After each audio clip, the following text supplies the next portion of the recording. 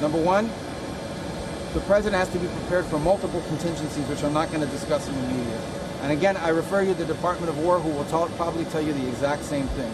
But we can achieve all of our objectives without ground troops, but we are always going to be prepared to give the president maximum optionality and maximum opportunity to adjust to contingencies should they emerge. Mr. Secretary, on Cuba, two questions. So, for decades, you have been a proponent of regime change, but now there seems to be a sense that perhaps President Trump would be happy with a win, which would only entail an economic deal. So where do you, you say there's a sense? Where do you get that sense from? Well, there's a lot of reporting that there's a lot of fake. All right, any reporting on Cuba that you didn't get from me or the president is a liar, because they're the only people working on it. Do you still want regime change? I'm just warning you guys. All these sources that are pitching you on Cuba don't know jack. Okay, they're not in the mix. Okay. I promise you, they don't know what the hell's happening. Regime change, or would you be okay with an economic deal? What do you mean an economic deal? Look, Cuba's economy needs to change, and their economy can't change unless their system of government changes. It's that simple. Who's going to invest billions of dollars in a communist country? Who's going to invest billions of dollars in a communist country run by incompetent communists, which is even worse than communists? The only thing worse than a communist is an incompetent communist. And so their system of government has to change, because they will never be able to develop economically without those changes. Economic change is important. Giving people economic and political freedom is important, but they come hand in hand. They come together. Is there a deal? I don't know why there's any confusion on that. Is there a deal for you where the Castro family remains in place, and that's not about the Castro family? It's about a system of government and a regime that doesn't work. Guys, a couple things on Cuba. I didn't come all the way to France to talk about Cuba, but let's talk about Cuba. It's perfect. I'm happy to do it because we actually talked about it in the G7. So it's actually no, of course not. Plus, we talked about it in the G7. Okay, everybody talks about these blackouts. Cuba's been having blackouts all of last year, all the year before. There isn't a naval blockade surrounding Cuba. The reason why Cuba doesn't have oil and fuel is because they want it for free. And people don't give away oil and fuel for free on a regular basis, unless it was the Soviet Union subsidizing them or Maduro subsidizing them. They just don't do it. They may get a shipment here or there now and then someone, but not enough to sustain their country. Okay, so the reason why they're having that's why they don't have fuel. And the reason why they're having blackouts is because they have equipment from the 1950s and 60s that they never maintained or kept up.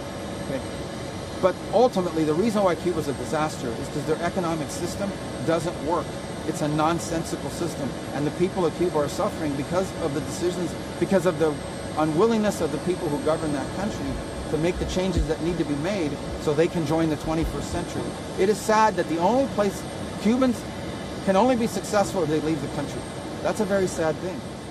You see Cubans go all over. Jim Baird, Randy Feenstra, Monica De La Cruz, Brad Finstad, Michelle Fishback, Mark Messmer, Victoria Sparks, Frank Lucas, Tracy Mann, Zach Nunn, Adrian Smith, and Derek Van Orden. They're all out here. They want your votes desperately, desperately. They're only here for your vote, you know that. But they're here because actually they did a great job. Those were people that were the most, I would say, the most aggressive for the farmer, which is what we want. Other than me, they were right in there. I was more aggressive than any of them. But also with us is the CEO of Tractor Supply, Hal Lawton, who will soon open the company's 2,500th store in honor of America's 250th. Hal, thank you very much. It was great. You know, they call you and say, these are the people that speak on our behalf now. This is what they're allowed to talk about, and this is when we're prepared to meet to talk further. That would be a signal. But in the meantime, we continue with our operation, a very successful operation. Every single day, Iran gets weaker and weaker. The Department of War is doing a tremendous job of weakening that regime and its ability to lash out against its neighbors and threaten the world. Can I see what the European response to what was presented today in terms of... Well, we had a good... I mean, I'm happy about... There seemed to be agreement in that room that we need to be ready to do something. I mean, I think... But is it okay with you guys if they don't come in and do anything until after... Well, we don't... No, hold on. We're not asking for anybody's help on this war. The president's been clear. We're not asking for anybody to join the war. We're not asking for anyone to get involved in the war. We're not asking for anyone to get involved in this operation. We're not asking for that. We're not asking any country. We don't need it. We're doing it. We're doing the job. And we're ahead of schedule. So that's not what we're talking about. We're talking about this. There are some in the Iranian regime that are going around saying that they want to make the Strait of Hormuz tolling thing They want to make it permanent. That's unacceptable. The whole world should be outraged by it. We're impacted by it a little bit, but the rest of the world is impacted by it a lot more, including many of the countries represented today here at the G7. And so if those countries are deeply impacted by it, all we've said is, you guys need to do something about it. We'll help you, but you guys are going to need to be ready to do something about it. Because when this conflict and when this operation ends, if the Iranians decide, well, now we control the Straits of Hormuz, and you can only go through here if you pay us, and if we allow you to, that's, not only is it illegal under international law and maritime law, it's unacceptable. And that can't be allowed to exist. And so what we've said is that the countries that are most impacted by that should be willing to do something about it, and we'll help them. And that's what I said today, and I had a good reception to that message. Did you hear about the foreign minister, or the Iranian foreign minister, what he said at the UN Human Rights Commission, accusing the U.S. and Israel of genocide, essentially? The Iranian? Yes. Oh, okay. Well, he's an expert in genocide. They're experts in that because, you know, they sponsor terrorism all over the world, and they've killed thousands and thousands of people. Look at the Middle East. Look at the Middle East, guys. Every problem in the Middle East tracks back to Iran. Hezbollah, Iran. Shia militias that are destroying and threatening Iraq, Iran. Hamas, Iran. The Houthis, Iran. Assad when he was in Syria, Iran. Everywhere you turn, they're behind all of it. They are a destabilizing, dangerous, evil force that had to be dealt with. They have to be weakened. Could I ask you about the West Bank? What's your level of concern about violence by settlers against Palestinians? Well, we're concerned about that, and we've expressed it. And I think there's concern in the Israeli government about it as well. I'm sure you've seen the reports that some of these individuals have also attacked security forces, Israeli security forces, in the process. So we're concerned about that, and obviously the president has expressed very clearly that he's against any sort of change in the status quo in the West Bank. Obviously there's a lot going on in the world right now, but that is a topic we follow very closely. Or will there be repercussions if these attacks continue against Palestinians? Yeah, we've expressed our concern about it, and obviously I think the Israelis themselves have expressed concern. You've seen that some of these groups and individuals, maybe they're settlers, maybe they're just street thugs, but they've attacked security forces, Israelis as well. So I think you'll see the government go do something about it. The oil about the conference came up today about Chernobyl power plant repair fund. Has the U.S. committed any funding? We have not as of yet. It didn't come up directly in today's conversations, but I know it's been a topic that's been talked about. We haven't made a decision on what we can contribute to that yet.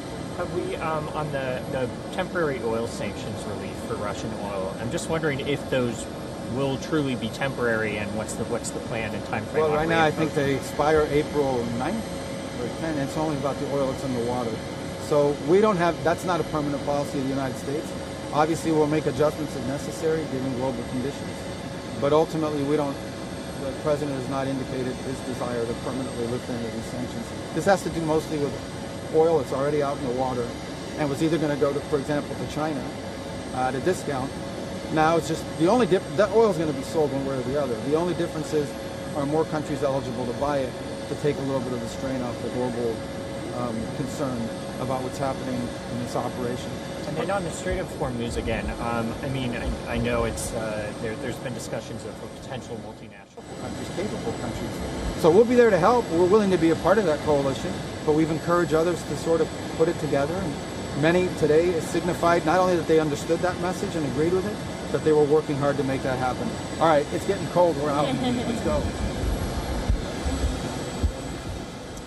All right, so that is Marco Rubio there in Paris. He has spoken about the kind of reception that he got from the other foreign ministers that he met from the other G7 nations. Remember, the American president has been asking for the NATO allies to step up and help out the Americans. However, Marco Rubio now says that he does not want other NATO nations to, in fact, help America out. What he says here is pretty interesting. Iran, remember, has put forth certain conditions on the ships that it allows to pass through the Strait of Hormuz. And there are reports that it is also planning to, in many ways, standardize a certain toll expense for safe passage through the Strait of Hormuz. And Marco Rubio says that those nations that want the Strait of Hormuz to remain open without having to pay toll should now step up and ensure that the Strait of Hormuz is open without Iran setting up any kind of a tolling system for the passage of ships through the straits. For all the latest news, download the WION app and subscribe to our YouTube channel.